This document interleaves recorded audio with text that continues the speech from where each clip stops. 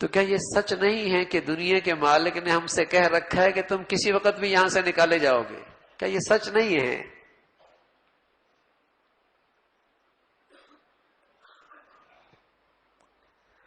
دنیا میں کرایہ دار مالک کہہ دے کہ تم نے یہاں سے جانا ہے تو آدمی کتنا فکر مند ہو جاتا ہے. بھئی جہاں دوبارہ جانا ہے وہاں کا کچھ انتظام تو دیکھ لو.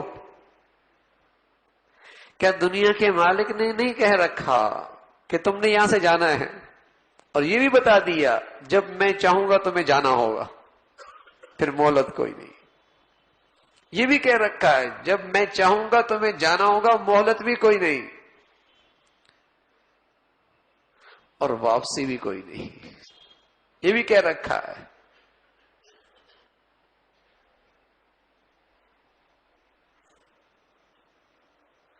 اتنا یقینی سفر ہے. لیکن بتاؤ میرے عزیزوں، بس اوقات مہینوں نہیں سال گزر جاتے ہیں، اس سفر کا خیال نہیں ہوتا کہ اس کی بھی تیاری کرنی ہے.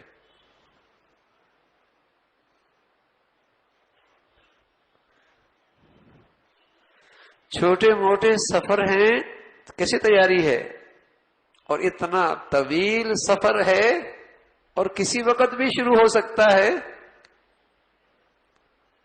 لیکن جتنے اس سے بے خبر ہیں شاید ہی کسی اور سچ سے اتنے بے خبر ہوں.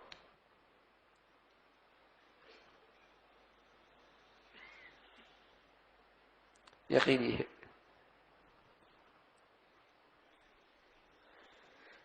تو میرے عزیزو، اپنا اس سفر کا استحضار ہو کہ کسی وقت بھی یہ سفر شروع ہو سکتا ہے. یہ اصلاح کی بنیاد ہے. یہ اصلاح کی بنیاد ہے. یہ سب سے بڑا واعظ ہے. یہ سب سے بڑی نصیحت ہے. رسول اللہ صلی اللہ علیہ وسلم فرمایا کرتے تھے، دو واعظ چھوڑ کے جا رہا ہوں، ایک بولنے والا، ایک خاموش. خاموش موت ہے. پہلے کسی گھر سے ایک جنازہ اٹھتا خاندان کی زندگی بدل جایا کرتی تھی، اور اب اتنی غفلت ہے کہ قبر میں رکھ رہے ہوتے خیال پھر بھی نہیں آتا. کیسا دل ہے. ایک جنازہ اٹھتا سارا گھر، اس کی زندگی کے نقشے بدلنے لگتے، سوچ بدلنے لگتی، زندگی کے مقاصد تبدیل ہو جاتے.